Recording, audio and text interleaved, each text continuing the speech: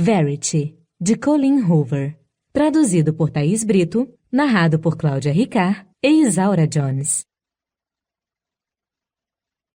Este livro é dedicado à única pessoa a quem ele poderia ser dedicado. Taryn Fisher. Obrigada por aceitar o lado sombrio das pessoas na mesma medida em que aceita a luz existente nelas. 1. Ouço o barulho do crânio se quebrando antes mesmo de o sangue respingar em mim. Eu me assusto e dou um passo para trás, para a calçada. O salto de um dos meus sapatos fica preso no meio-fio e preciso me segurar na placa de proibido estacionar para não cair. O homem estava na minha frente havia poucos segundos. Estávamos no meio da multidão esperando o sinal abrir, quando ele resolveu atravessar antes da hora e acabou atingido por um caminhão. Eu tentei segurá-lo, mas só consegui agarrar o ar enquanto ele era atropelado.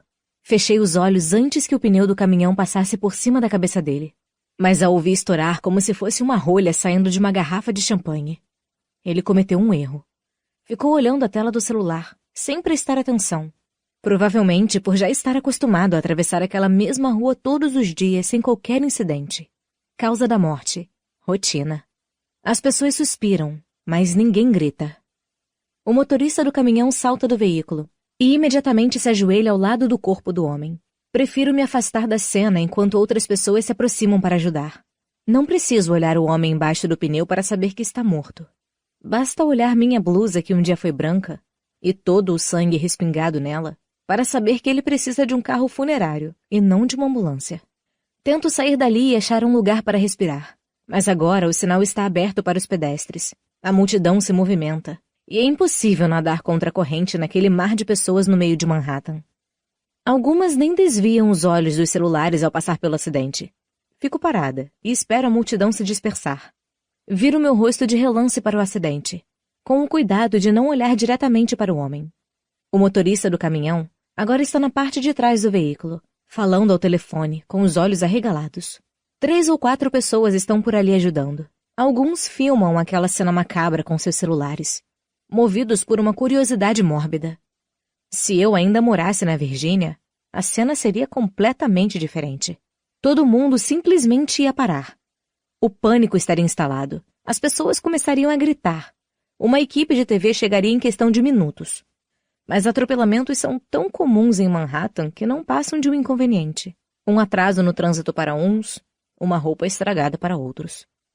Acontece com tanta frequência que nem vai sair no jornal. Ainda que essa indiferença das pessoas me incomode, é exatamente o motivo de eu ter me mudado para esta cidade há 10 anos.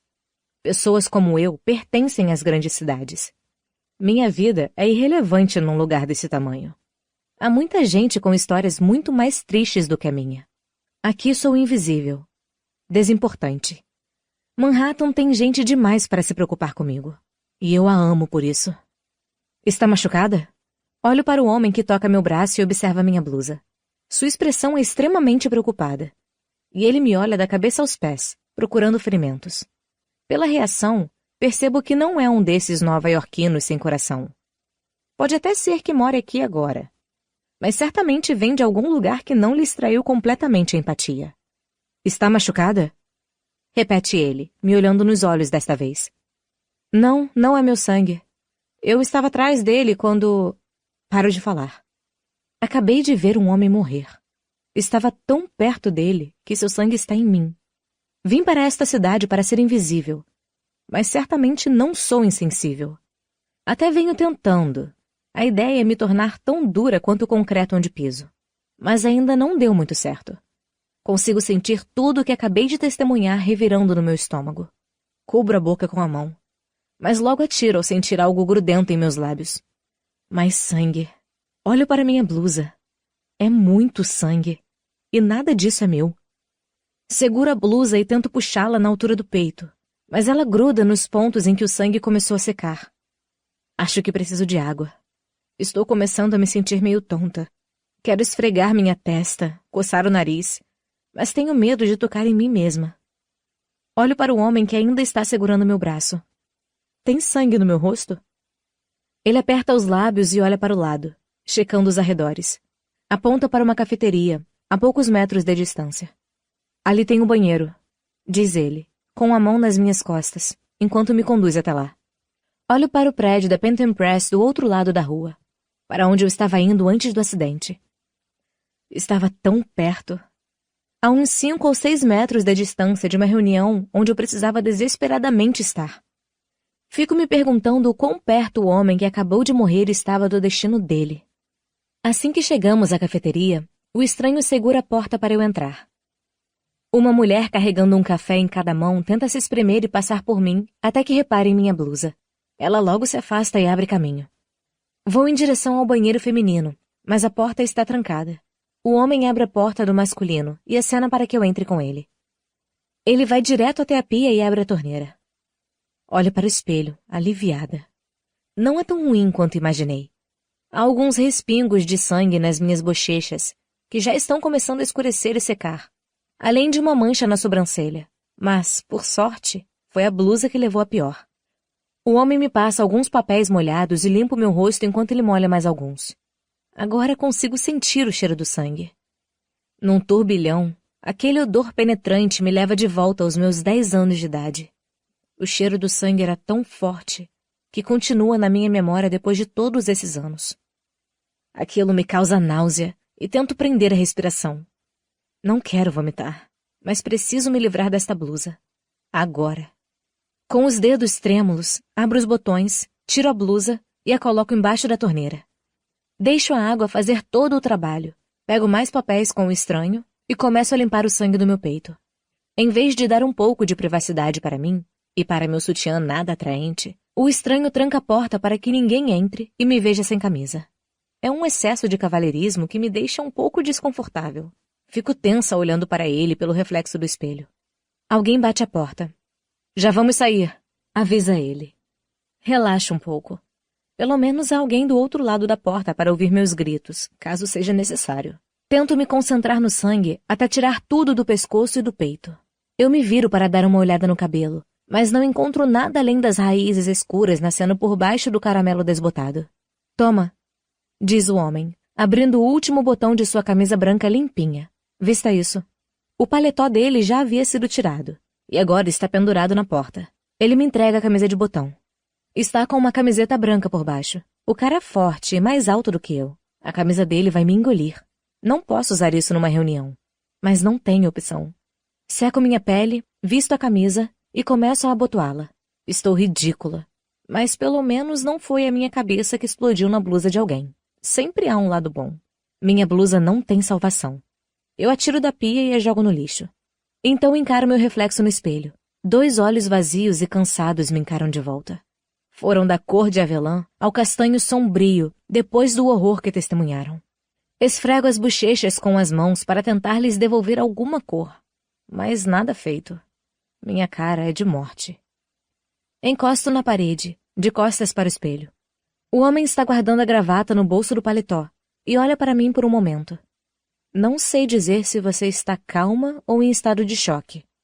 Não estou em choque, mas também não acho que esteja calma. Para ser sincera, nem eu tenho certeza. Admito. Você está bem? Estou ótimo. Já vi coisas piores, infelizmente. Inclino a cabeça na tentativa de esmiuçar todas as camadas daquela resposta enigmática. Ele quebra o contato visual. Mas isso só me faz encará-lo ainda mais, imaginando o que pode ser pior do que ver a cabeça de um homem ser esmagada embaixo de um caminhão. Talvez ele seja nova-iorquino, afinal de contas. Ou talvez trabalhe em um hospital. Ele tem um ar de eficiência que é bem comum em pessoas que são responsáveis por outras pessoas. Você é médico? Ele faz que não com a cabeça. Trabalho no mercado imobiliário. Ou trabalhava. Ele se aproxima e toca meu ombro, limpando algo da minha camisa. A camisa dele. Quando abaixa o braço, olha para meu rosto por um momento antes de se afastar. Seus olhos combinam com a gravata que acabou de guardar no bolso. Chartreuse, um verde brilhante. Ele é lindo. Mas algo me diz que não gostaria de ser. Quase como se sua beleza fosse um empecilho. Uma parte dele que não quer ser notada. Ele quer ser invisível nesta cidade, igualzinho a mim. A maior parte das pessoas vem para Nova York para ser descoberta. O resto de nós vem para se esconder. Qual é o seu nome? Lowen. Ele hesita quando digo meu nome, mas dura poucos segundos. Jeremy, responde. Ele caminha até a pia, abre a água novamente e começa a lavar as mãos. Continuo a encará-lo, sem conseguir esconder minha curiosidade. Como assim? Ele já viu algo pior do que o acidente que acabamos de testemunhar. Ele disse que atuava no mercado imobiliário, mas nem o pior dia de trabalho de um corretor deixaria alguém tão melancólico. O que aconteceu com você? Ele olha para mim pelo espelho. Como assim? Você disse que já viu coisas piores. Tipo o quê? Ele fecha a torneira, seca as mãos e responde. Quer mesmo saber? Assinto. Ele joga o papel na lixeira e depois enfia a mão no bolso. Seu comportamento fica ainda mais sombrio. Por fim, ele olha nos meus olhos, mas é como se tivesse se desligado desse momento. Há alguns meses, resgatei o corpo da minha filha de 8 anos de um lago. Inspiro o máximo de ar que me é possível e levo a mão à garganta. Sua expressão não era de melancolia, era de desespero. Sinto muito. Sussurro. E sinto mesmo. Sinto muito pela filha. Sinto muito por ser curiosa. E você? Pergunta Jeremy. Ele se inclina no balcão, como se aquela fosse uma conversa para a qual estivesse preparado. Uma conversa com alguém que faça suas tragédias parecerem menos trágicas. É o que se faz após experimentar uma coisa horrível. Buscar alguém como você, ou que esteja pior do que você, para tentar se sentir melhor. Engulo em seco antes de responder, porque minhas tragédias não são nada comparadas ao que ele passou. Penso na mais recente, com vergonha de dizer em voz alta. Minha mãe morreu na semana passada. Jeremy não reage à minha tragédia como reagia a dele. Na verdade, ele não tem nenhuma reação. Talvez estivesse esperando que a minha tragédia fosse pior. Não é. Ele ganhou. Como ela morreu? Câncer. Vinha cuidando dela no meu apartamento durante o último ano. Respondo. Ele é a primeira pessoa para quem conto isso em voz alta. Posso sentir os batimentos latejando em meu pulso, e o cubro com a outra mão.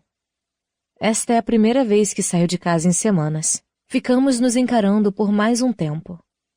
Quero dizer mais alguma coisa, mas nunca tive uma conversa tão pesada com um completo estranho. E, afinal de contas, para onde mais essa conversa pode avançar? Não avança. Simplesmente termina. Ele olha para si mesmo no espelho, colocando uma mecha solta de seu cabelo escuro no lugar. Preciso ir para uma reunião. Tem certeza de que vai ficar bem? Pergunta Jeremy, olhando meu reflexo no espelho. Sim, está tudo certo. Tudo certo? Ele se vira, repetindo a pergunta, como se tudo certo não significasse realmente que eu estou bem. Vai ficar tudo certo. Obrigada pela ajuda. Queria que ele sorrisse, mas acho que não combina muito com o momento. Tenho curiosidade em saber como seria seu sorriso. Em vez disso, Jeremy encolhe os ombros e diz: Então tudo certo. Destranca a porta e a segura para mim, mas eu não saio logo.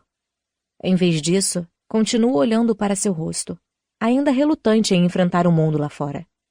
Admiro sua gentileza e quero dizer algo, agradecê-lo de alguma forma. Talvez com um café ou devolvendo sua camisa. Fico atraída por seu altruísmo. Algo raro hoje em dia, mas é o brilho de sua aliança na mão esquerda que acaba me empurrando para fora do banheiro e do café, para o meio da rua, agora ainda mais cheia e barulhenta. Uma ambulância apareceu por ali e interrompeu o trânsito nos 2 sentidos. Caminho de volta para o local do acidente, pensando se devo dar um depoimento.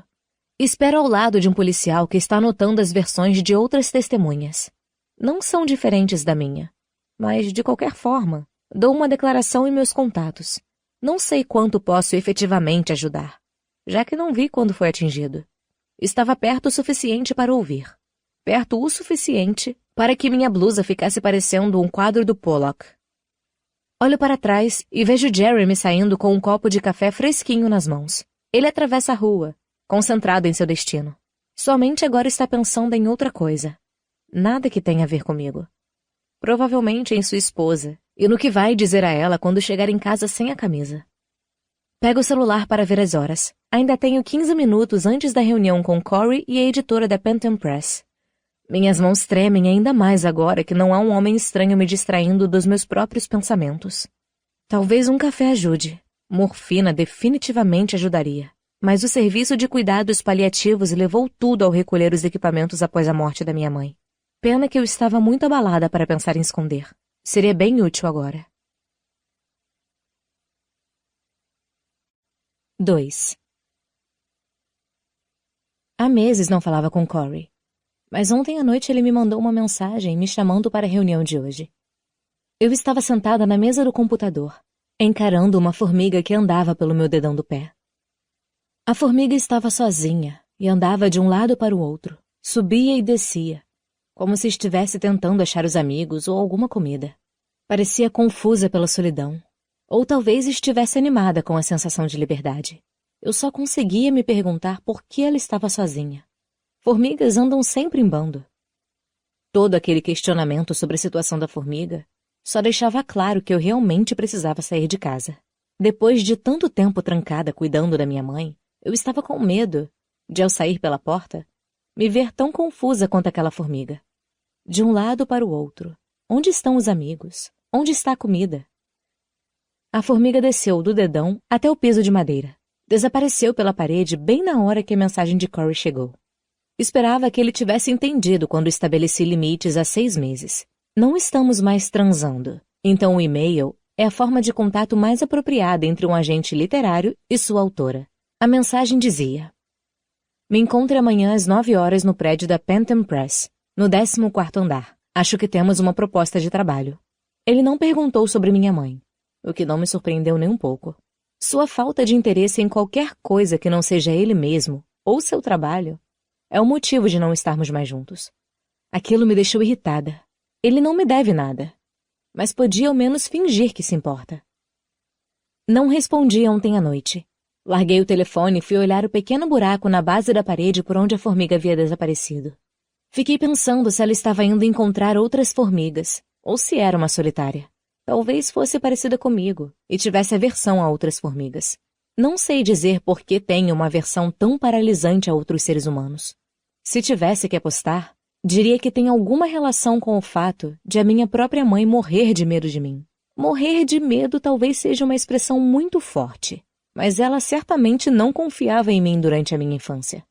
Se eu não estava na escola, ela sempre me mantinha afastada de todos, com medo do que eu seria capaz de fazer durante meus muitos episódios de sonambulismo. Aquela paranoia foi tomando conta de mim, até eu me tornar uma adulta condicionada, uma solitária. Poucos amigos e quase nenhuma vida social. Não é à toa que esta é a primeira vez que saio de casa em semanas. Achava que meu primeiro passeio depois de tanto tempo seria para algum lugar do qual sentia falta, como Central Park ou alguma livraria. Certamente não imaginei que estaria aqui, esperando no hall de uma editora, rezando desesperadamente para que essa tal proposta acontecesse, e fosse suficiente para pagar meu aluguel e evitar que eu seja despejada. No entanto, aqui estou eu, a uma reunião de distância de virar uma sem-teto, ou de receber uma proposta de trabalho e poder procurar uma casa nova. Dou uma ajeitada na camisa branca que Jeremy me emprestou naquele banheiro do outro lado da rua.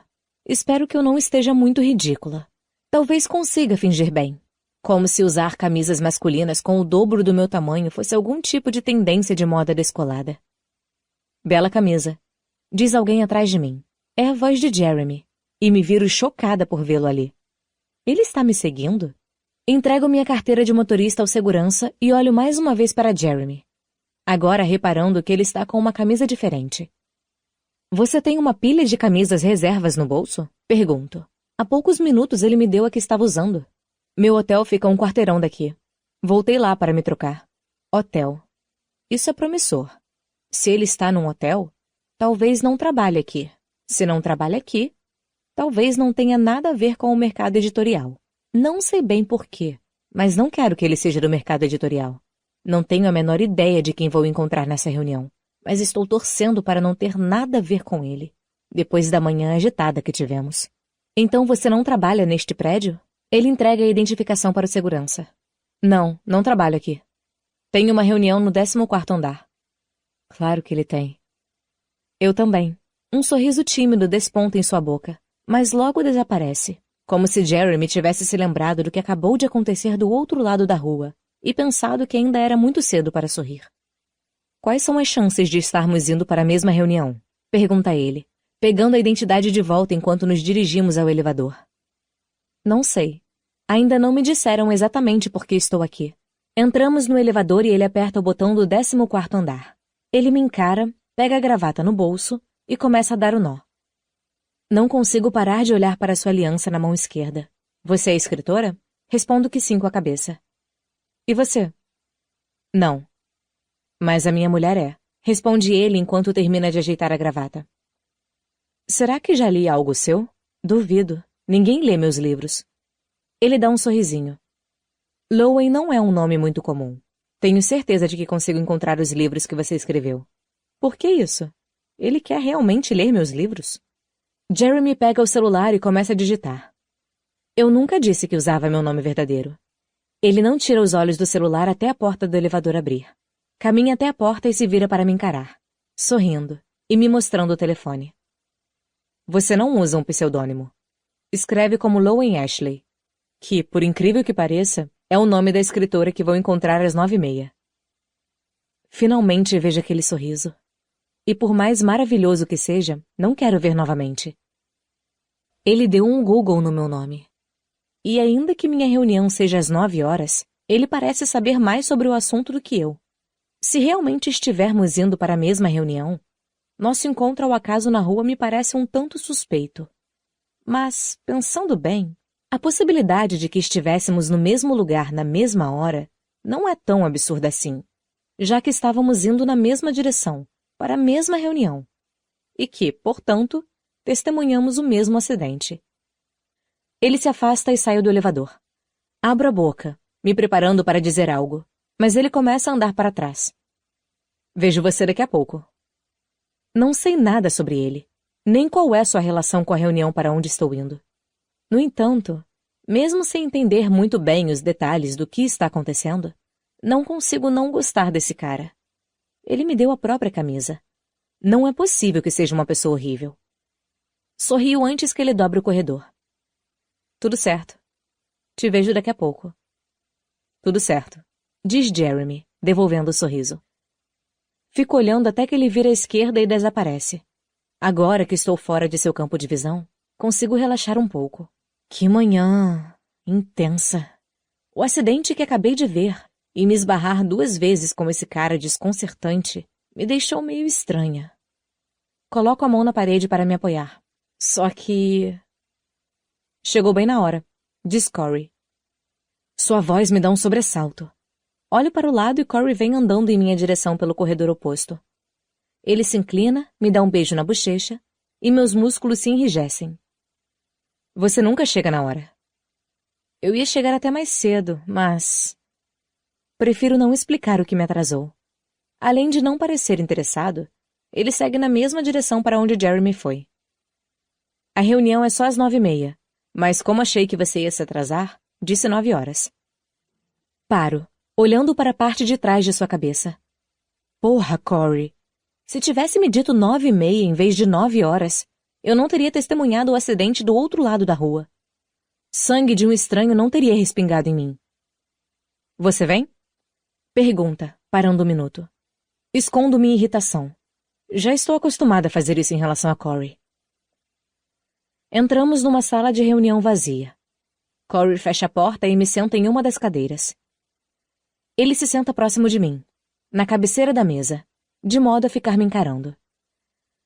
Tento não franzir o senho enquanto dou uma boa olhada nele depois de tantos meses. Ele não mudou nada. Todo limpinho, arrumado, de gravata, óculos e sorrindo. Sempre fazendo um imenso contraste comigo. Você está com uma cara péssima. Digo, porque ele não está nada péssimo. Ele nunca está, e sabe disso.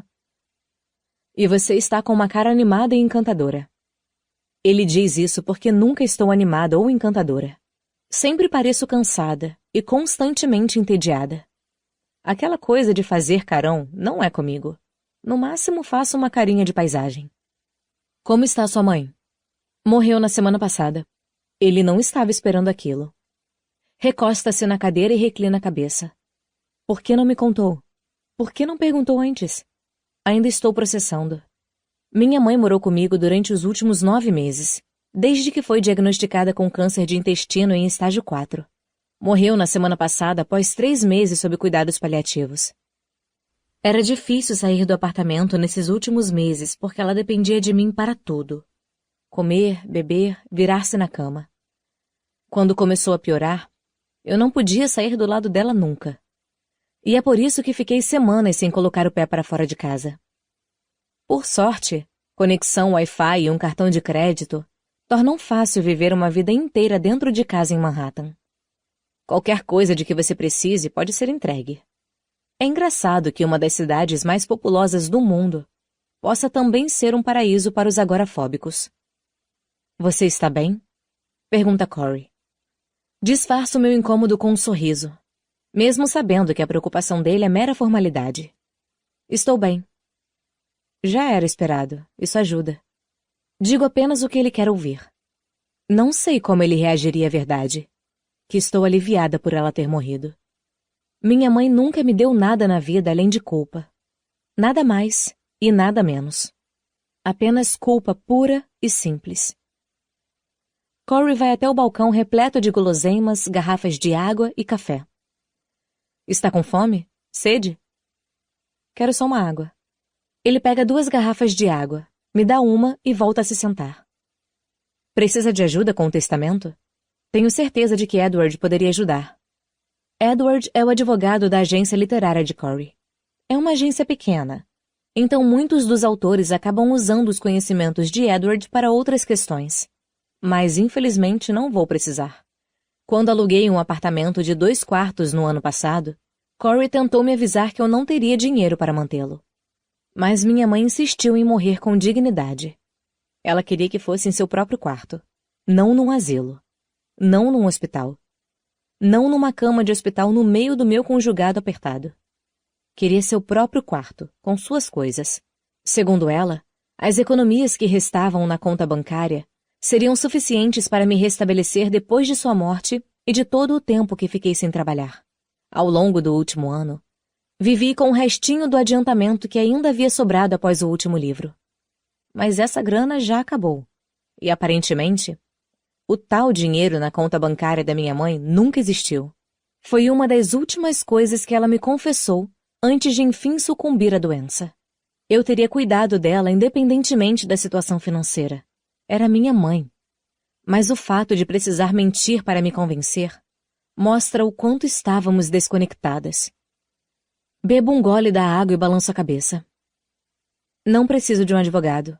Ela só me deixou dívidas. Mas obrigada por oferecer. Corey aperta os lábios. Ele é meu agente literário. É quem me manda os cheques de direitos autorais. Então conhece minha situação financeira. E é por isso que me encara com um olhar de pena. Em breve você vai receber um cheque estrangeiro de direitos autorais. Como se eu não soubesse de cada centavo que tenho para receber nos próximos 6 meses. Como se já não tivesse gastado tudo de antemão. Eu sei. Vou ficar bem. Não quero falar sobre meus problemas financeiros com Corey. Ou com ninguém. Ele encolhe os ombros, pouco convencido. Olha para baixo e ajeita a gravata. Tomara que seja uma boa proposta. Comenta. Estou aliviada com a mudança de rumo da conversa. Por que viemos encontrar pessoalmente essa editora? Sabe que prefiro negociar por e-mail. Eles pediram essa reunião ontem. Falaram que têm um trabalho para discutir com você, mas não quiseram dar detalhes por telefone.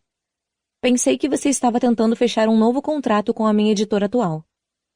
Seus livros até vendem bem, mas não o suficiente para assinar um novo contrato. Eles querem que você se dedique mais. Você tem que concordar em ser ativa nas redes sociais, fazer turnês, construir uma base de fãs. Só suas vendas não são o bastante para o mercado de hoje. Era o que eu temia. Uma renovação de contrato com minha atual editora era minha última esperança financeira. Os cheques de direitos autorais dos livros anteriores minguaram junto com as vendas. Não escrevi quase nada nesse último ano em que cuidei da minha mãe. Então não tenho nada para oferecer à editora. Não tenho a menor ideia de qual é a proposta da Panther. Também não sei se você vai se interessar. Vamos ter que assinar um contrato de confidencialidade antes mesmo de nos darem mais detalhes. Mas esse mistério todo me deixou curioso. Estou tentando baixar as expectativas, mas são muitas possibilidades em jogo. E estou com um bom pressentimento. A gente precisa disso. Ele diz a gente porque, qualquer que seja a oferta, ele fica com 15% se eu aceitar. É o padrão agente-autor.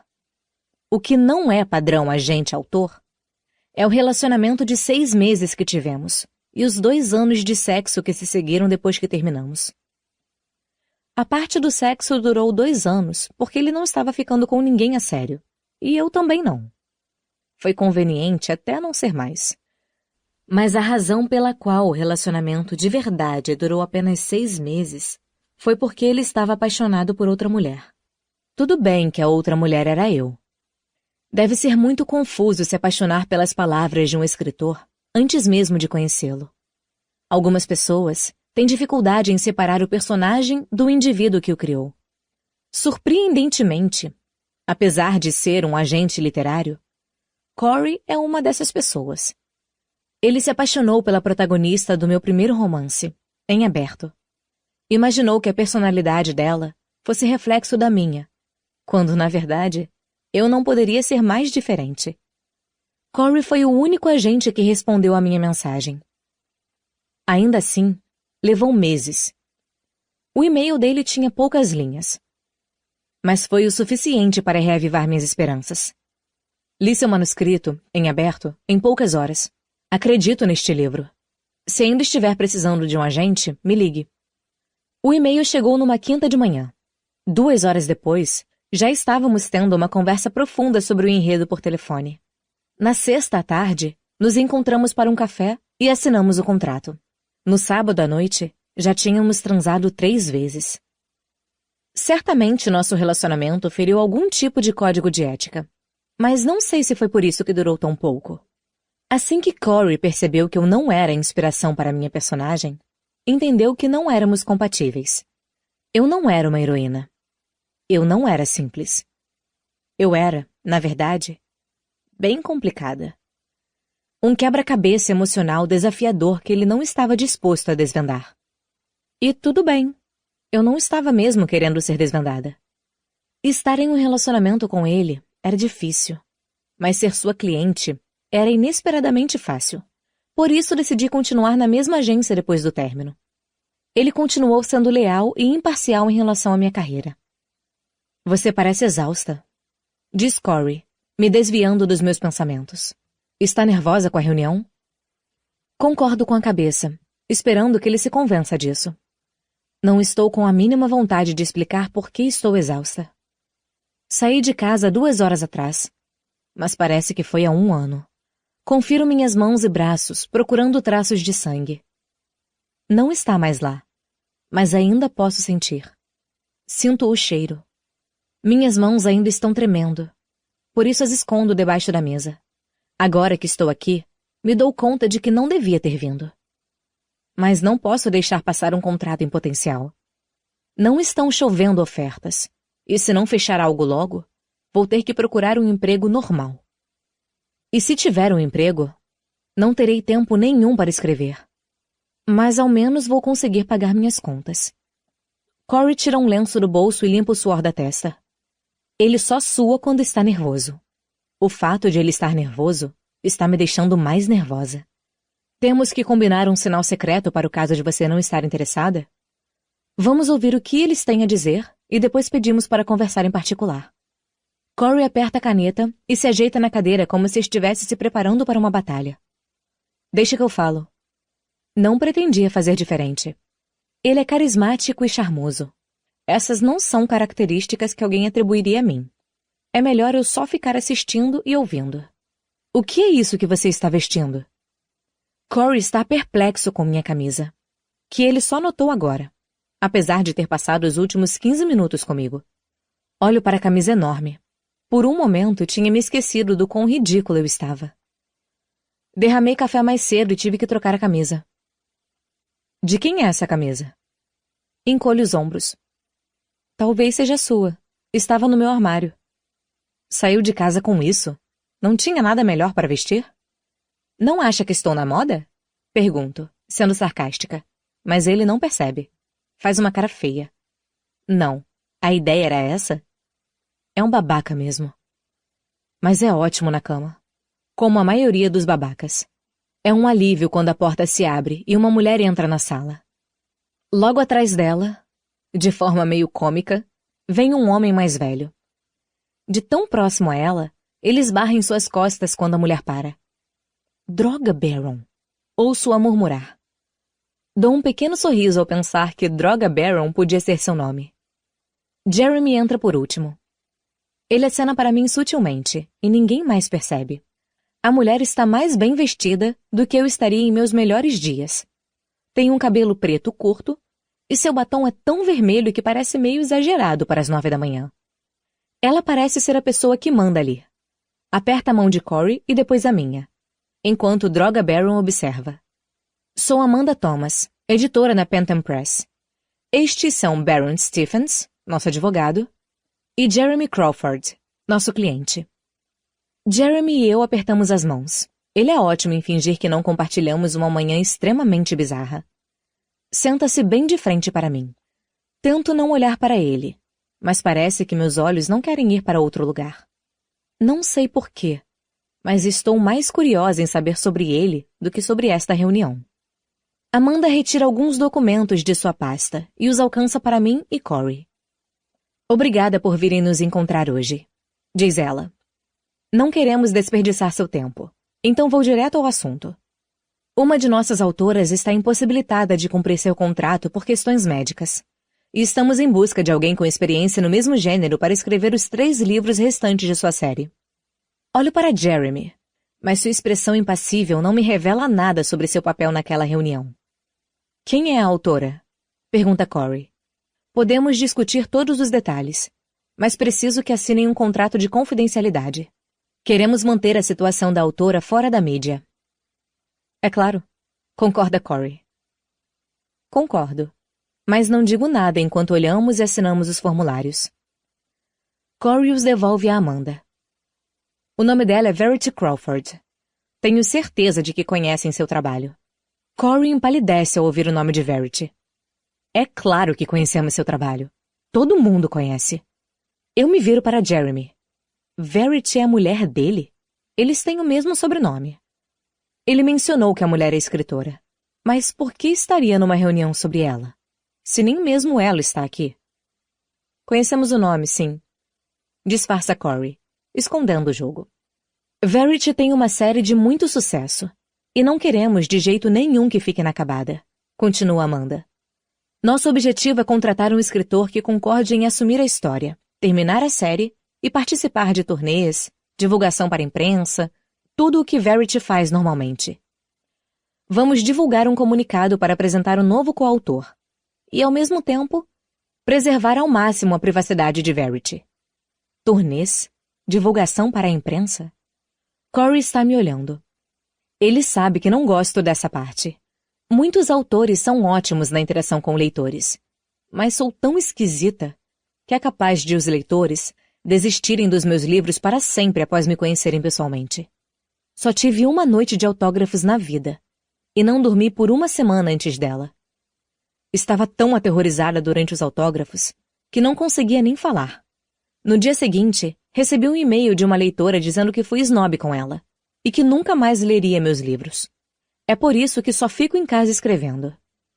A ideia que fazem de mim é muito melhor do que a realidade. Corey fica calado e começa a olhar os papéis de Amanda. E qual será o adiantamento da Sra. Crawford pelos 3 livros? É Droga Baron quem responde a essa pergunta. Os detalhes do contrato de Verity com a editora seguem os mesmos, e, portanto, não serão divulgados. Os direitos autorais continuam pertencendo a Verity. Mas meu cliente, Jeremy Crawford, está disposto a oferecer um pagamento de $75.000 por livro. Meu estômago dá um salto ao ouvir o valor do montante. Mas a animação vai embora assim que me dou conta da enormidade disso tudo. Deixar de ser uma escritora Zé Ninguém para ser a coautora de um fenômeno literário é um passo muito grande para mim. Já começo a sentir a ansiedade me consumindo só de pensar.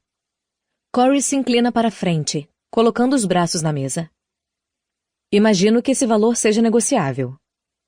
Tento atrair a atenção de Corey, Quero dizer a ele que a negociação não é necessária.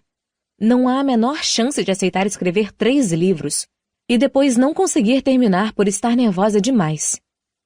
Droga Barron se ajeita na cadeira. Com todo respeito, Verity Crawford passou mais de uma década construindo sua marca. Uma marca que não existiria de outra maneira.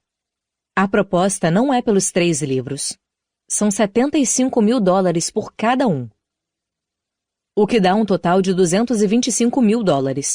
Corey coloca a caneta em cima da mesa e se recosta na cadeira, aparentando estar pouco impressionado. E qual é o prazo para a entrega dos textos? Já estamos atrasados, então seria bom ter o primeiro livro 6 meses depois da assinatura do contrato. Não consigo parar de olhar o batom vermelho em seus dentes enquanto ela fala. O prazo para os outros 2 livros é negociável. Gostaríamos, no entanto, que o contrato fosse completado nos próximos 24 meses. Posso sentir que Corey está fazendo as contas. Só tenho dúvidas se ele está calculando apenas a parte dele ou a minha parte também. Corey ficaria com 15%. É quase $34 mil. Só para me representar aqui nesta reunião. Metade seria para pagar impostos. Eu ficaria com um pouco menos de 100 mil na conta. Ou seja, $50 mil por ano. É mais do que o dobro do adiantamento que recebi por meus livros anteriores.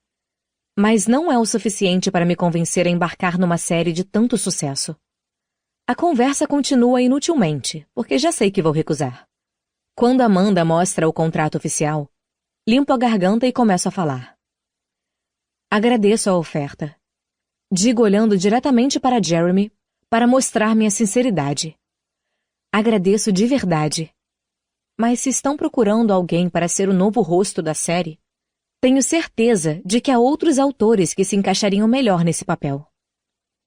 Jeremy não diz nada, mas está me encarando com um rosto muito mais curioso do que antes de eu falar. Eu me levanto, pronta para sair. Estou decepcionada com o resultado da reunião. Mas ainda mais porque meu primeiro dia fora de casa foi um desastre de todas as maneiras. Preciso ir para casa e tomar um banho. Gostaria de conversar com minha cliente por um momento. Intervém Corey, levantando-se rapidamente. Amanda concorda, fechando a pasta enquanto também se levanta. Estamos de saída. Os termos do contrato estão detalhados nestes papéis. Temos outros 2 autores em mente para este trabalho, caso não estejam interessados. Então, por favor, nos deem uma resposta até no máximo amanhã à tarde. Jeremy é o único que permanece sentado. Ele não disse uma única palavra. Amanda se inclina para apertar minha mão. Se tiver qualquer dúvida, por favor, entre em contato. Estou à disposição para ajudar. Obrigada. Amanda e Droga Barron saem da sala. Mas Jeremy continua com sua atenção voltada para mim. Corey olha para ele, esperando que Jeremy saia. Em vez disso, Jeremy se inclina, olhando para mim. Será que podemos falar em particular? Pergunta. Ele olha para Corey, mas não está pedindo permissão. É mais um aviso para sair mesmo.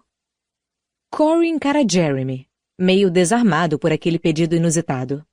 Pelo jeito que vira a cabeça devagar para mim, e semicerra os olhos, está querendo que eu diga não. É como se falasse, dá para acreditar nesse cara? Mas ele não sabe que tudo o que quero é ficar sozinha na sala com Jeremy. Queria mesmo que todos saíssem, especialmente Corey, porque tenho muitas perguntas a fazer. Sobre sua esposa, sobre como chegaram até mim, e por que ela não pode terminar a série. Tudo bem, respondo a Corey. A veia em sua testa chega a pulsar enquanto ele tenta disfarçar a irritação. Sua mandíbula trava, mas ele concorda e sai da sala de reunião. Agora somos só Jeremy e eu. De novo. Se contarmos o elevador, essa é a 3ª vez que estamos a sós num cômodo desde que nos conhecemos pela manhã. Mas essa é a primeira vez em que sinto um nervosismo no ar. Tenho certeza de que é todo meu. Jeremy parece tão calmo quanto estava há menos de 1 hora, ao me ajudar a tirar os pedaços de um cara morto da minha pele. Ele se recosta na cadeira e põe as mãos no rosto. Nossa! Essas reuniões com editores são sempre tão sisudas? Rio por dentro. Não sei. Normalmente faço essas coisas por e-mail. Entendo o porquê. Ele se levanta e pega uma garrafa de água. Talvez seja porque agora estou sentada e ele é tão alto. Mas não me lembro de ter me sentido tão pequena em sua presença antes. Saber que ele é casado com Verity Crawford me deixa mais intimidada do que ficar de sutiã na sua frente. Ele se recosta no balcão, cruzando os tornozelos. Está tudo bem? Você não teve muito tempo para lidar com o que aconteceu lá fora antes de vir para cá. Você também não. Está tudo certo. Lá vem ele com essa expressão de novo.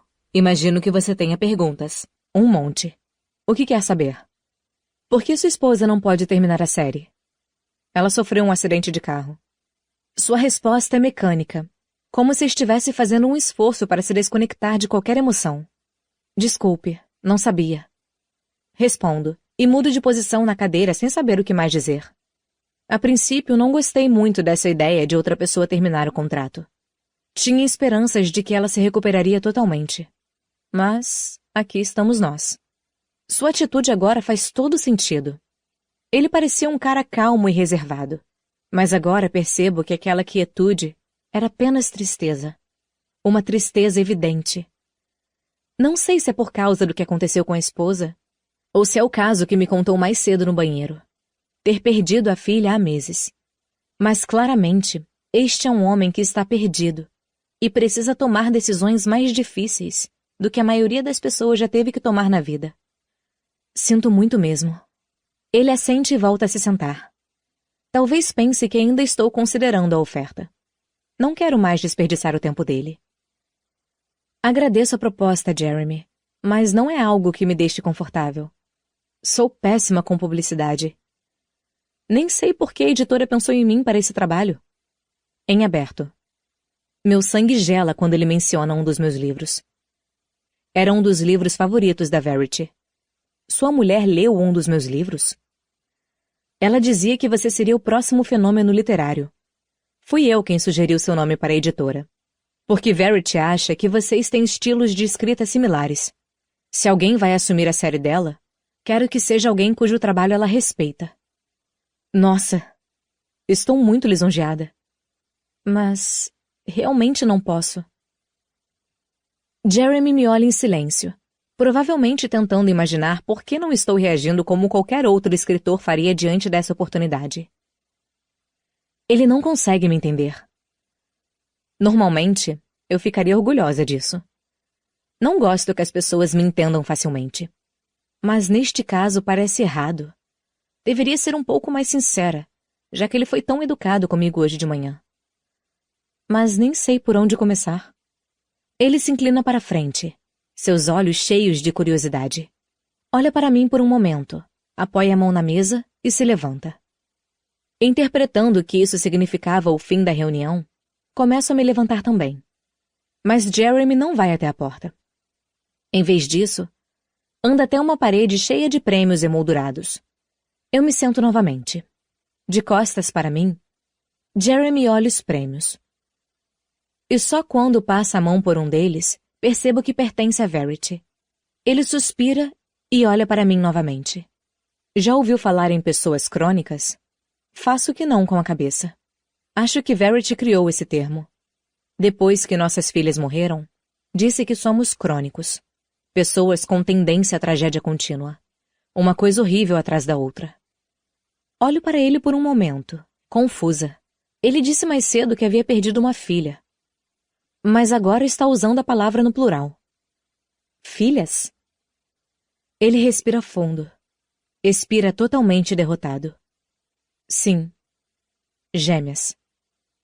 Chastain morreu 6 meses antes de Harper. Foi... Ele não parece mais tão desconectado das emoções quanto antes. Passa a mão pelo rosto e volta a se sentar. Algumas famílias têm a sorte de não viver nenhuma tragédia. Mas, para outras, é como se tivesse uma tragédia aguardando a cada esquina. Tudo o que pode dar errado, dá. E depois fica ainda pior.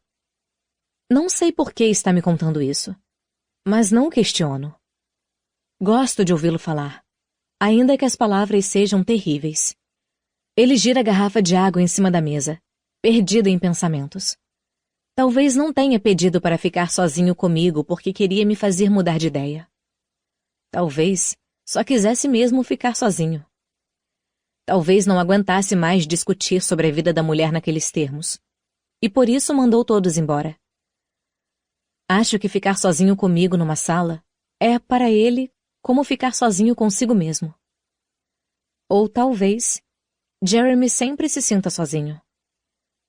Como o nosso antigo vizinho, que, pelo que entendi, sem dúvida também era um crônico. Eu cresci em Richmond. Nosso vizinho perdeu 3 membros da família em menos de 2 anos. O filho morreu em combate. A mulher morreu de câncer 6 meses depois. Por fim, a filha morreu em um acidente de carro. Jeremy para de girar a garrafa. Onde está esse homem agora? Fico nervosa. Não estava esperando essa pergunta. A verdade é que ele não aguentou perder todas as pessoas importantes de sua vida. Ele se matou alguns meses após a morte da filha. Mas dizer isso a Jeremy, que ainda está de luto pelas 2 filhas, seria muito cruel. Ainda mora lá. Casou novamente alguns anos depois. Tem alguns enteados e netos. Ele parece saber que estou mentindo, mas está agradecido pela mentira. Você vai ter que passar um tempo no escritório da Verity olhando alguns papéis. Ela tem anos de anotações e rascunhos. Eu não saberia organizar aquelas coisas. Balanço a cabeça. Ele não ouviu nada do que eu disse? Jeremy, já disse. Não posso... O advogado está jogando a oferta para baixo. Fale para seu agente pedir $500 mil. Diga que não vai dar entrevistas, vai assinar com pseudônimo e quer uma cláusula de não divulgação do seu nome. Assim, o que quer que esteja escondendo vai continuar escondido. Tento dizer que não estou escondendo nada além da minha falta de jeito. Mas antes de qualquer coisa, ele vai em direção à porta. Moramos em Vermont.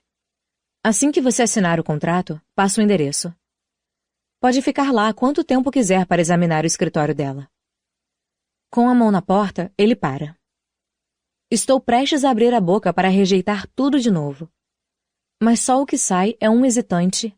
Tudo certo. Ele me olha por um momento, como se fosse dizer mais alguma coisa. Mas também responde. Tudo certo. Jeremy sai pelo corredor onde Corey está esperando. Corey volta à sala de reunião e fecha a porta. Olho para a mesa, confusa com o que acabou de acontecer. Não entendo por que estão me oferecendo tanto dinheiro por um trabalho que nem sei se consigo fazer. $500 mil. E posso fazer sob pseudônimo, sem turnê de lançamento ou entrevistas?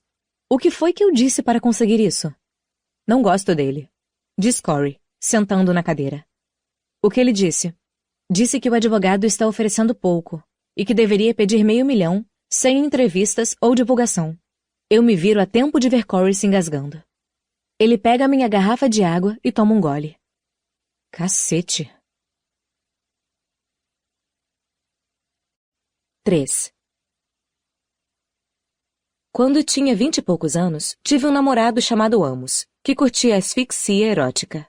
Foi por isso que terminamos. Eu me recusava a asfixiá-lo. Mas, às vezes me pergunto o que teria acontecido se tivesse aceitado realizar aquele fetiche. Estaríamos casados agora? Teríamos filhos? Ele teria avançado para outras perversões sexuais ainda mais perigosas? Acho que isso era o que mais me preocupava nele. Quando se tem 20 e poucos anos, você deveria ficar satisfeito com o sexo comum e não querer incluir fetiches logo no início do relacionamento. Gosto de pensar em Amos quando estou decepcionada com o momento atual da minha vida.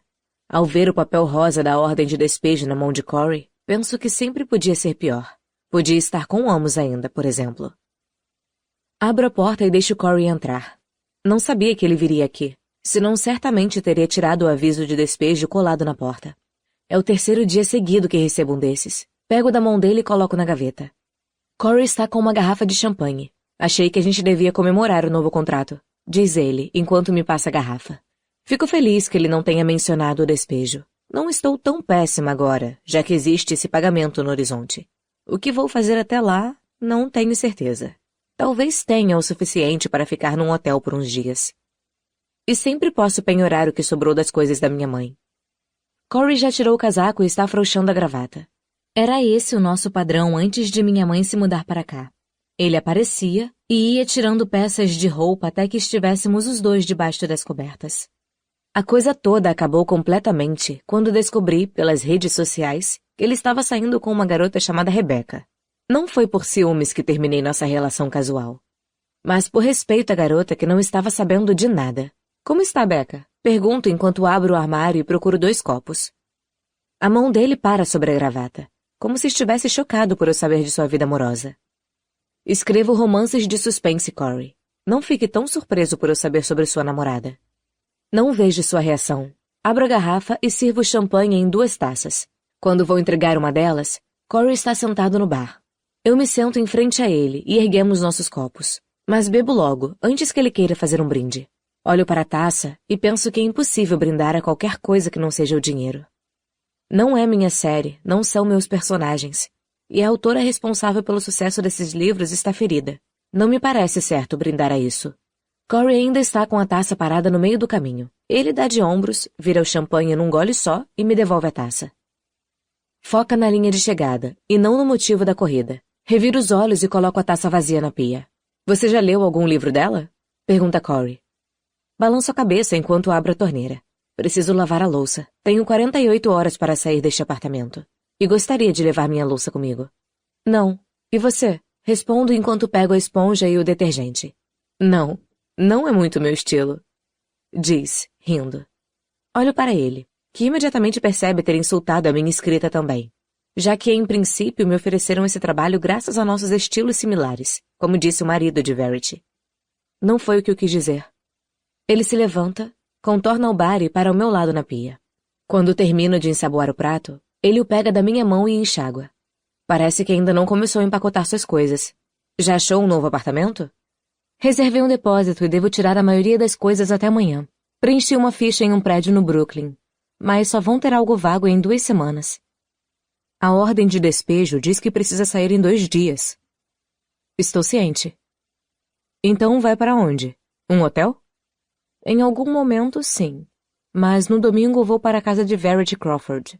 O marido dela me pediu para dar uma olhada no escritório por 1 ou 2 dias antes de eu começar a escrever a série. Assim que assinei o contrato hoje de manhã, Jeremy me enviou um e-mail com o endereço da casa deles. Perguntei se podia ir no domingo. Por sorte, ele topou. Corey pega mais um prato para enxaguar. Está me encarando. Vai ficar na casa deles? De que outro jeito vou reunir as anotações dela para a série? Pede para ele te enviar por e-mail. Ela tem mais de 10 anos de anotações e rascunhos. Jeremy disse que não saberia nem por onde começar. É melhor eu mesma vasculhar tudo. Corey não diz nada, mas posso sentir que está segurando a língua. Passo a esponja pela lâmina da faca e a entrego a ele. O que você está se segurando para não dizer? Ele enxágua a faca em silêncio, coloca no escorredor, se apoia na borda da pia e se vira para mim. O cara perdeu 2 filhas, e aí depois a mulher se machucou num acidente de carro. Não sei se fico confortável com a ideia de você passar um tempo na casa dele. De repente, a água fica fria demais. Sinto meus 2 braços se arrepiarem. Fecho a torneira e enxugo as mãos. Está dando a entender que ele tem algo a ver com tudo isso? Corey dá de ombros. Não tenho provas, mas vai me dizer que isso nunca passou pela sua cabeça. Que talvez não seja muito seguro. Você nem conhece essas pessoas. Não sou idiota. Andei investigando sobre eles na internet. A primeira filha estava dormindo na casa de uma amiguinha a mais de 20 quilômetros de distância quando teve uma reação alérgica. Nem Jeremy nem Verity estavam lá quando aconteceu. E a segunda criança se afogou no lago que fica atrás da casa deles. Mas Jeremy só chegou em casa quando já havia uma operação de busca pelo corpo. Ambos foram considerados acidentes. Entendo a preocupação de Corey, porque, honestamente, eu também estava preocupada. Mas quanto mais investigo, menos vejo razão para preocupação. Foram 2 acidentes trágicos e sem nenhuma relação. E o acidente de carro de Verity? Foi um acidente. Ela bateu numa árvore. Corey não parece convencido. Li que não tinha nenhuma marca de derrapagem na pista. Significa que ou ela dormiu ou fez isso de propósito. E você acha isso difícil de entender? Pergunto, já irritada que ele esteja fazendo acusações sem provas. Corey enxuga as mãos no pano de prato e pega o casaco na cadeira. Acidentes ou não, A verdade é que essa família tem muito azar e muitos problemas emocionais. Então toma cuidado. Vai lá, pega o que for necessário e vai embora. Que tal se preocupar com os detalhes do contrato, Corey? Pode deixar que da pesquisa e da escrita cuido eu. Só estou cuidando de você, diz ele, enquanto põe um casaco. Cuidando de mim? Ele sabia que minha mãe estava morrendo e não perguntou nada durante 2 meses. Ele não está cuidando de mim. É só um ex-namorado que achou que transaria hoje, mas foi rejeitado. E logo depois soube que vou ficar hospedada na casa de outro cara. Isso aí é ciúme. Levo Corey até a porta, aliviada. Não o culpo por querer ir embora mais cedo. O apartamento tem uma vibração estranha desde que minha mãe se mudou para cá. É por isso que nem tentei manter o aluguel ou dizer ao proprietário que terei dinheiro em 2 semanas. Quero fugir daqui do mesmo jeito que Corey está fazendo agora. Só para constar, parabéns. Mesmo que você não tenha criado a série, foi sua literatura que a levou a esse trabalho. Devia estar orgulhosa. Odeio que ele diga coisas fofas quando estou no auge da irritação. Obrigada. Manda uma mensagem para mim assim que chegar lá no domingo, ok? Vou mandar. E avisa se precisar de ajuda na mudança. Não vou precisar. Tá bom, então. Responde ele, rindo. Ele não me abraça. Dá um tchauzinho ao sair. E essa é a despedida mais estranha que já tivemos. Sinto que nossa relação finalmente chegou ao status ideal. Agente e autora. Nada além disso. 4. Eu podia ter escolhido qualquer outra coisa para fazer durante as 6 horas da viagem de carro. Podia ter escutado Bohemian Rhapsody umas 60 vezes. Podia ter ligado para minha amiga Natalie e colocado o papo em dia, já que não nos falamos há mais de 6 meses. Mandamos mensagens uma para a outra de vez em quando, mas teria sido bom ouvir a voz dela.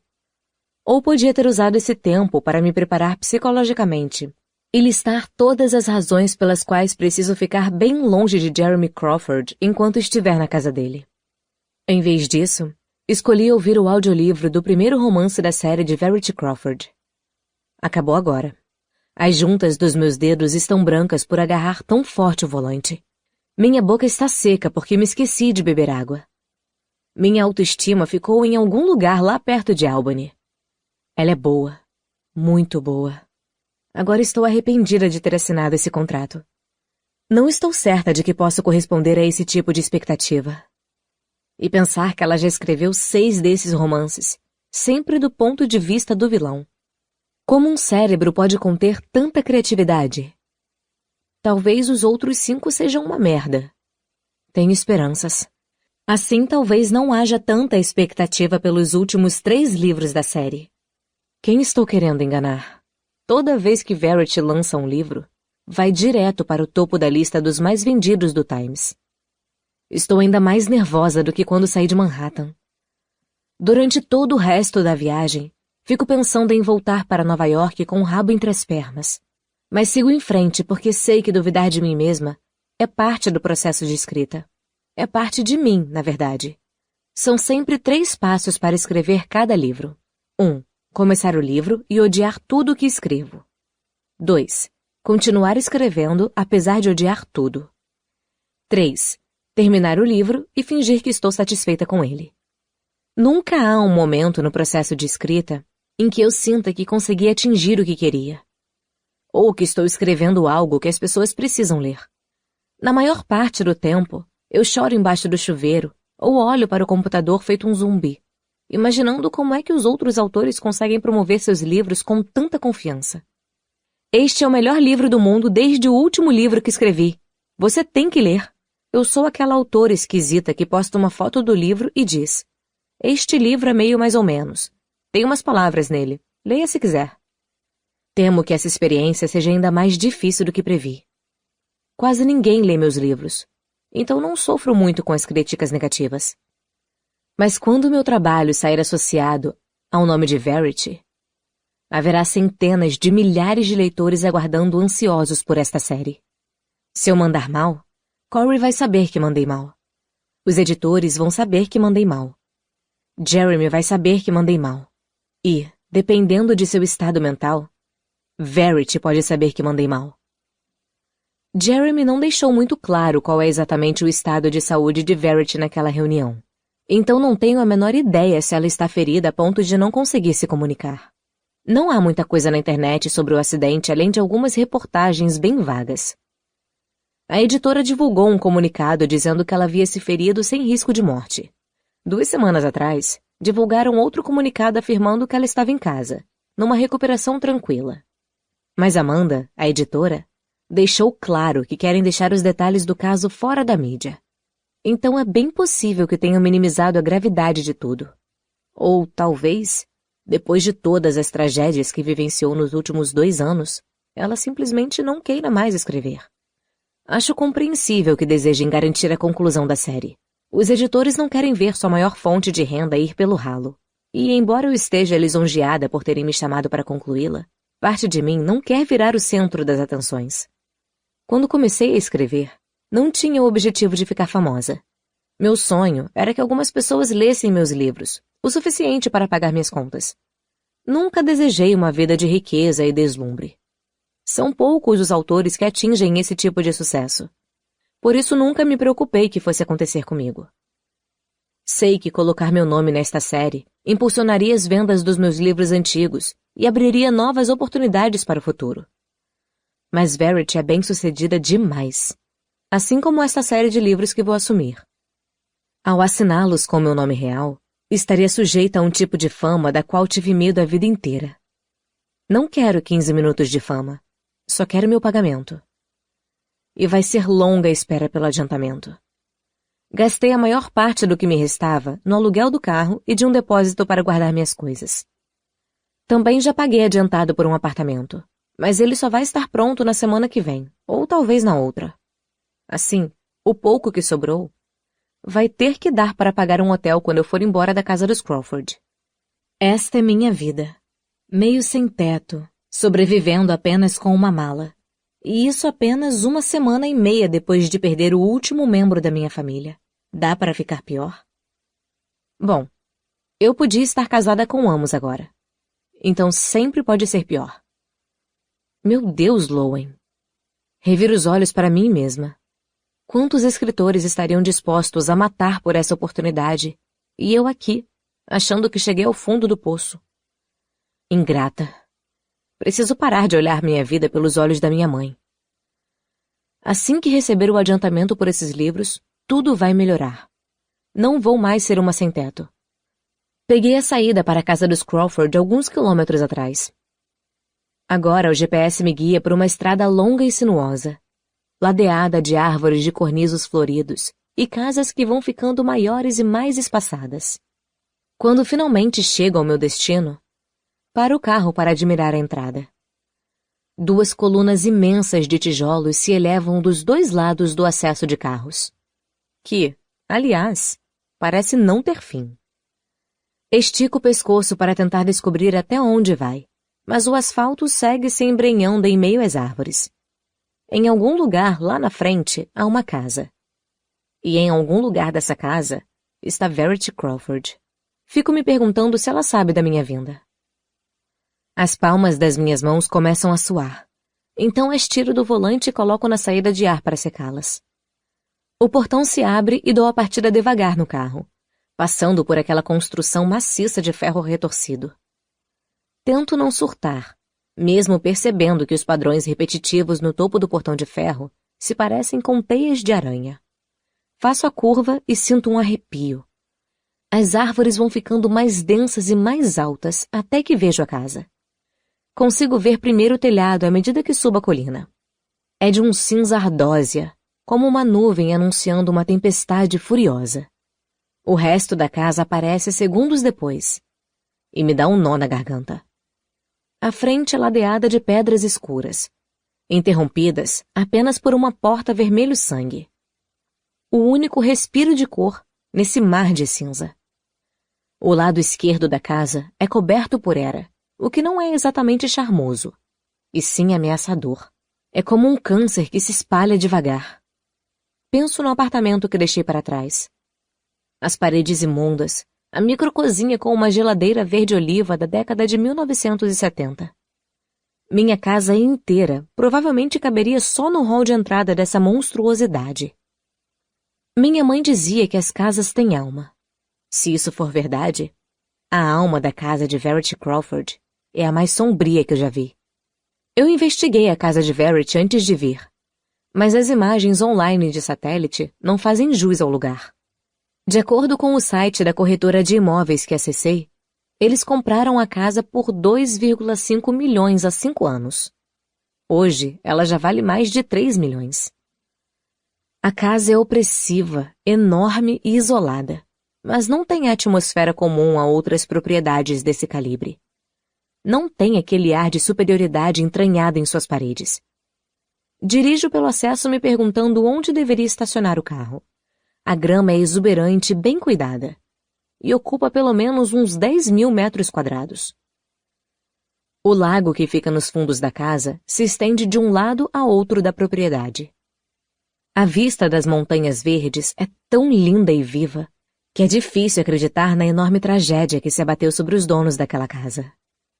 Suspiro de alívio ao notar uma área de estacionamento ao lado da garagem. Manobro o carro ali e desligo o motor. Meu carro não combina nem um pouco com a casa. Não acredito que escolhi o carro mais barato possível para alugar. $30 por dia. Duvido que Verity tenha se sentado no banco de um Kia Soul alguma vez na vida. A reportagem que li sobre seu acidente dizia que ela dirigia um Range Rover. Meu celular está no banco do carona, e me viro para pegá-lo e avisar a Corey que cheguei. Quando volto para abrir a maçaneta do lado do motorista, quase caio dura e fico colada no banco. Olho para fora da janela. Merda! Que porra é essa? Levo a mão ao peito para conferir se meu coração ainda está batendo, e olho de volta para o rosto que me encara da janela. Quando vejo que é apenas uma criança, coloco a mão na boca torcendo para que ele já tenha ouvido algum palavrão na vida. Ele não ri. Só fica me olhando, o que é ainda mais assustador do que se tivesse vindo me dar um susto de propósito. Ele é a versão miniatura de Jeremy. A mesma boca, os mesmos olhos verdes. Li em uma das matérias que Verity e Jeremy tinham 3 filhos. Este deve ser o mais novo. Abro a porta e ele dá um passo para trás enquanto saio do carro. Oi, digo, mas ele não responde. Você mora aqui? Moro. Olho para a casa atrás dele, imaginando como deve ser para uma criança crescer num lugar desses. Deve ser legal, murmuro. Antes era. Ele se vira e começa a andar pela entrada, em direção à porta da casa. Na hora me sinto péssima por ele. Acho que não pensei muito sobre a situação da família. Esse menininho, que não tem mais do que 5 anos, perdeu as 2 irmãs. E vai saber o que esse luto pode ter causado à sua mãe. No caso de Jeremy era muito evidente. Deixo para pegar a mala depois, fecho a porta do carro e sigo o garotinho. Estou a poucos metros dele quando ele abre a porta, entra na casa e fecha a porta na minha cara. Espero um pouco. Talvez ele só esteja brincando. Mas vejo pelo vidro da porta que ele continua andando para dentro da casa sem nenhuma menção de voltar e me deixar entrar. Não quero chamá-lo de babaca. É só uma criança, e já passou por muita coisa. Mas talvez ele seja um babaquinha. Toco a campainha e espero. E espero. E espero. Toco novamente, mas ninguém responde. Jeremy me mandou seu telefone por e-mail, então envio uma mensagem. Aqui é Lowen, estou na porta da sua casa. Mando a mensagem e espero. Segundos depois, ouço passos descendo as escadas. Pelo vidro, vejo a sombra de Jeremy aumentando à medida que chega perto da porta. Logo antes de abrir, percebo que ele para e respira. Não sei porquê, mas essa pausa me dá a impressão de que não sou a única que está nervosa com toda essa situação. Engraçado que o desconforto dele me deixa mais confortável. Acho que não deveria ser assim. Jeremy abre a porta e, embora seja o mesmo cara que conhecia há alguns dias, ele está diferente. Sem terno e gravata, sem ar misterioso. Está de calça de moletom, uma camiseta azul da Banana Fish. Está de meias, sem sapatos. Olá, não estou gostando nada desse arrepio que estou sentindo agora. Ignoro e dou um sorriso para ele. Oi. Ele olha para mim por um segundo e dá um passo para trás, abrindo a porta e me convidando a entrar. Desculpa, estava lá em cima. Pedi ao Crew para abrir a porta, mas acho que ele não ouviu. Dou um passo em direção ao hall de entrada. Trouxe mala? Pergunta Jeremy. Sim. Está no banco de trás do carro, mas posso pegar depois, digo, virando para encará-lo. O carro está destrancado? Faço que sim com a cabeça. Volto já. Ele calça um par de sapatos que estava ao lado da porta e sai. Dou uma olhada em volta. Não é muito diferente das fotos que vi. É estranho já conhecer todos os cômodos da casa, graças ao site da corretora de imóveis.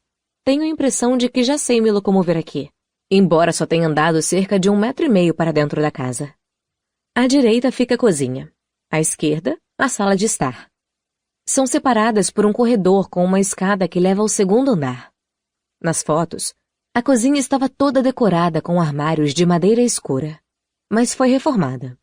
Foram substituídos, em sua maioria, por prateleiras e por armários de madeira mais clara acima da bancada. Há 2 fornos e uma geladeira com porta de vidro. Olho para ela de longe quando o garotinho aparece descendo as escadas. Ele passa por mim, abre a geladeira e pega uma garrafa de refrigerante. Fico olhando enquanto ele se esforça para abrir a tampa. Quer que eu abra para você? Quero, por favor. Responde, me olhando com aqueles olhos grandes e verdes. Não devia ter pensado que ele era um babaca. Sua voz é tão doce e suas mãos tão pequenas que ainda nem conseguem abrir uma garrafa de refrigerante. Pego da mão dele e abro com facilidade. Devolvo enquanto a porta se abre. Jeremy franze a testa e olha para a Crew. Acabei de dizer que não é para tomar refrigerante. Ele deixa minha mala no chão, anda em direção à Crew e tira a garrafa de suas mãos. Vai lá se preparar para tomar banho. Suba em 1 minuto. Crew revira os olhos e sobe a escada. Não confie nesse garoto. É mais esperto que nós 2 juntos. Avisa Jeremy, levantando a sobrancelha.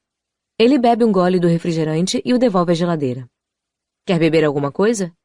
Não, obrigada. Jeremy carrega minha mala pelo corredor. Espero que isso não seja muito estranho, mas você vai ficar no quarto principal. Todos nós dormimos no segundo andar agora. E imaginei que seria mais fácil porque é o quarto mais próximo do escritório dela. Não sei se vou precisar passar a noite aqui. Digo, seguindo Jeremy. O lugar me dá arrepios. Seria melhor pegar o que preciso e ir para um hotel. Meu plano era olhar o escritório e avaliar a situação. Jeremy ri, abrindo a porta do quarto. Acredite, vai precisar de uns 2 dias, talvez mais. Ele coloca a mala num recamieiro aos pés da cama, abre o closet e mostra uma área vazia. Deixei um espaço caso precise pendurar algo. O banheiro é todo seu. Por favor, me avise se precisar de algum produto específico. Com certeza temos em casa. Obrigada. Olho em volta, e é tudo tão bizarro, principalmente porque vou dormir na cama deles. Meus olhos se voltam para a cabeceira, especificamente para as marcas de dentes no topo da cabeceira. Imediatamente desvio o olhar antes que Jeremy perceba. Ele vai ver na minha cara que estou imaginando qual dos 2 teve que morder a cabeceira para não gritar durante o sexo. Será que já tive transas tão intensas assim? Precisa de um pouquinho de privacidade aqui ou quer ver logo o resto da casa? Vamos lá, digo, seguindo pelo corredor. Paro para olhar a porta do quarto. Essa porta tranca? Ele entra de novo no quarto e olha a fechadura. Acho que nunca trancamos antes. Mas com certeza posso encontrar uma chave se for importante para você. Não durmo num quarto sem chave desde que tinha 10 anos de idade. Quero implorar por uma chave, mas ao mesmo tempo não quero incomodar ainda mais. Não precisa, tudo bem. Ele larga a porta. Mas antes de voltar ao corredor, pergunta. Antes de irmos lá em cima, já sabe qual pseudônimo vai usar para escrever a série? Não pensei nisso desde que a Phantom Press concordou com as condições que Jeremy me sugeriu. Ainda não pensei nisso. Digo, encolhendo os ombros. Queria te apresentar a enfermeira de Verity usando seu pseudônimo. Assim, ninguém vai poder ligar você à série se não quiser. Seu estado é tão grave que precisa de uma enfermeira? Está bem. Acho que... Não tenho ideia de que nome usar. Qual é o nome da rua onde morava quando era criança? Pergunta Jeremy. Laura Lane. E qual é o nome do seu primeiro bicho de estimação? Chase. Era um Yorkshire. Laura Chase. Gostei. Balanço a cabeça, reconhecendo o padrão de perguntas das brincadeirinhas do Facebook. Não é assim que as pessoas descobrem qual seria seu nome de atriz pornô? Ele ri. Atriz pornô, pseudônimo, funciona para tudo. Venha conhecer Verity primeiro, e depois te levo ao escritório. Jeremy sobe a escada, 2 degraus de cada vez. Há um elevador que parece recém-instalado logo depois da cozinha. Verity deve estar numa cadeira de rodas agora. Nossa, coitada dessa mulher. Jeremy me aguarda no topo da escada. O corredor faz uma bifurcação, e há 3 portas de um lado e 2 do outro. Ele vira à esquerda. Esse é o quarto de Crew. Explica, apontando o primeiro cômodo. Eu durmo nesse quarto aqui. Aponta para a porta ao lado. Em frente a esses 2, há um terceiro quarto. A porta está fechada, então ele bate gentilmente e abre. Não sei bem o que estava esperando, mas certamente não era isso. Ela está deitada na cama, olhando para o teto, o cabelo loiro espalhado pelo travesseiro. Uma enfermeira de jaleco azul está na base da cama, vestindo meias em seus pés. Crew está deitado ao lado de Verity na cama, segurando um iPad. Os olhos de Verity são vagos e não se dão conta do que acontece em volta. Ela não percebe a presença da enfermeira. Nem a minha. Ou a de Crew. Nem a presença de Jeremy enquanto ele se inclina e tira os cabelos de sua testa. Ela pisca, mas não há nada ali. Não reconhece o homem carinhoso com quem teve 3 filhos. Tento esconder o arrepio que se espalha por meus braços. A enfermeira se dirige a Jeremy. Ela parecia cansada, então achei melhor colocá-la na cama cedo hoje. Explica e a cobre com um cobertor. Jeremy vai até a janela e fecha as cortinas. Ela já tomou os remédios depois do jantar? A enfermeira levanta os pés de Verity, ajeitando o cobertor por baixo deles. Sim, está tudo certo até meia-noite. Ela é mais velha do que Jeremy, talvez uns 50 e poucos anos, com cabelo curto e ruivo. Olha para mim e depois para ele, esperando ser apresentada. Jeremy balança a cabeça, como se tivesse se esquecido da minha presença. Esta é Laura Chase, a autora de quem falei antes. Laura, esta é April, a enfermeira de Verity. Aperto a mão de April e posso senti-la me julgando enquanto me olha de cima a baixo. Achei que você seria mais velha. Diz. Como responder a isso? Pelo jeito que ela me olha, o comentário parece uma alfinetada, ou uma acusação. Ignoro e sorrio. Prazer em conhecê-la, April. O prazer é meu. Ela pega a bolsa no aparador e se dirige a Jeremy. Vejo você de manhã. Tem tudo para ser uma noite tranquila. Ela dá um pequeno beliscão na coxa de Crew, que ri e se encolhe. Dou espaço para ela sair do quarto. Olho para a cama. Os olhos de Verity ainda estão abertos, mas não olham para nada. Não sei se ela percebe que a enfermeira saiu. Ela percebe alguma coisa? Sinto muito por Crew, por Jeremy e por Verity. Não sei se eu ia querer viver nessas condições. E saber que Jeremy está preso a essa vida é tudo muito deprimente. A casa, as tragédias no passado da família, as dificuldades do presente. Crew, não me obrigue a fazer isso. Já disse para ir tomar banho. Crew olha para Jeremy e sorri, mas não sai da cama. Vou contar até 3. Crew larga o iPad, mas continua a desafiar Jeremy. 1, 2... E então, ao chegar ao 3, Jeremy se joga sobre Crew, agarra seus tornozelos e o levanta pelo pé. É noite de ficar de cabeça para baixo. Crew está gargalhando e se contorcendo. De novo não! Jeremy olha para mim. Laura, quantos segundos uma criança consegue ficar de cabeça para baixo antes que o cérebro vire ao contrário e ela comece a falar de trás para frente? Eu rio da interação dos dois. Ouvi falar que são 20 segundos, mas podem ser 15. Não, papai! Vou tomar banho! Não quero que meu cérebro vire ao contrário! E vai lavar as orelhas? Porque pelo visto elas não estavam funcionando quando eu disse para tomar banho. Eu juro! Jeremy o coloca por cima do ombro, virando de cabeça para cima antes de voltar ao chão. Mexe no cabelo do menino. Vai logo! Crew corre para o outro lado do corredor e entra no quarto. Ver a interação dos dois faz a casa parecer um pouco mais acolhedora. Ele é fofo. Quantos anos tem? Ele tem 5. Jeremy vai até a lateral da cama de hospital onde Verity está e levanta um pouco o encosto. Pega o controle remoto e liga a TV.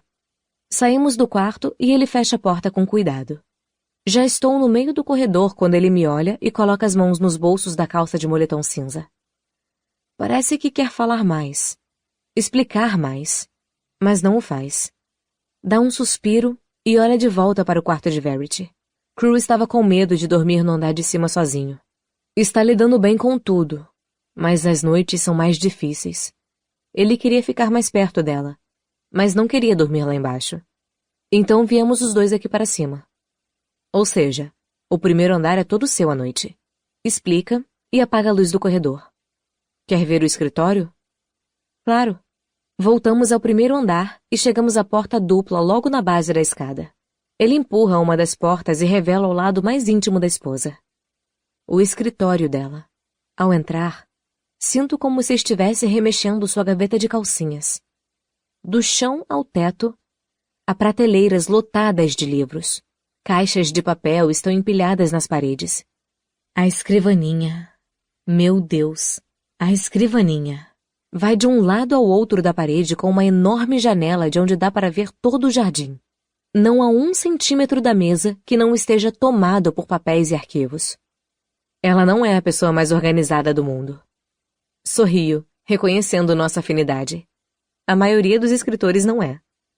Vai demorar. Eu mesmo tentaria organizar, mas é como se fosse grego para mim.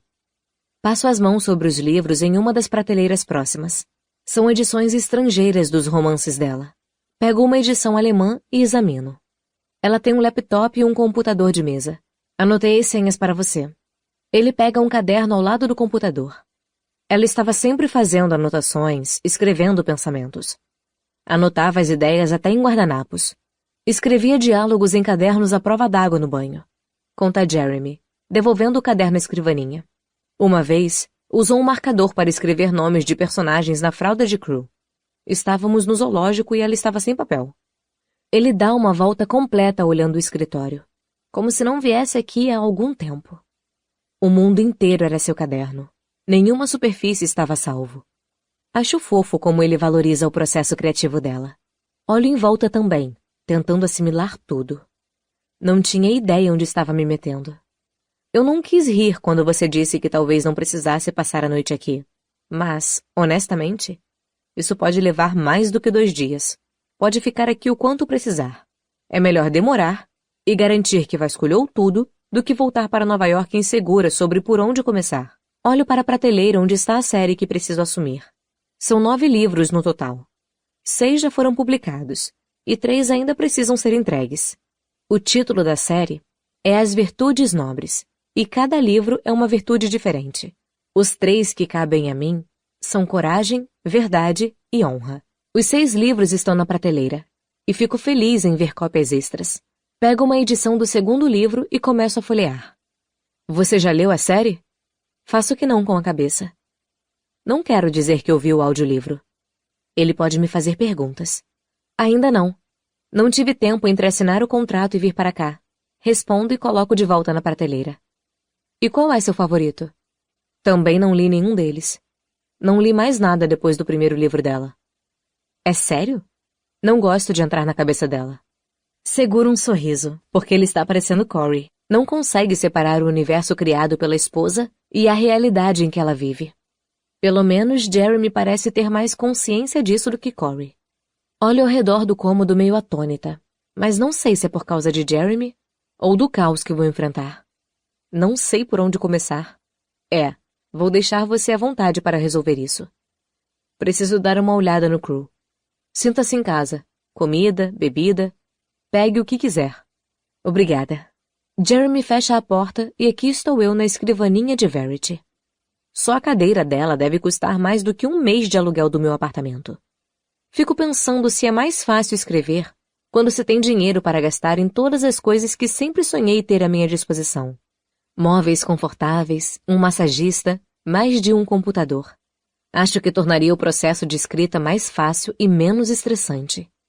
Eu tenho um laptop com uma tecla faltando, e só consigo Wi-Fi quando algum vizinho se esquece de pôr senha na rede.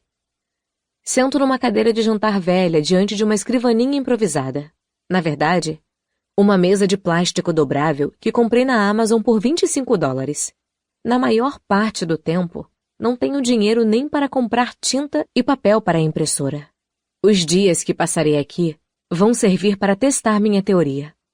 Quanto mais rico se é, mais criativo você pode ser. Pego o segundo livro da série. Abro com a intenção apenas de dar uma olhada. Quero ver como ela continuou a história após o fim do primeiro livro. 3 horas se passaram e continuo lendo. Fim da amostra do audiolivro. Caso queira ouvir inteiro, entre em contato pelo QR Code na tela. O Grupo Gilmore é apenas R$ 14 por mês e você tem acesso a todos os audiolivros do canal.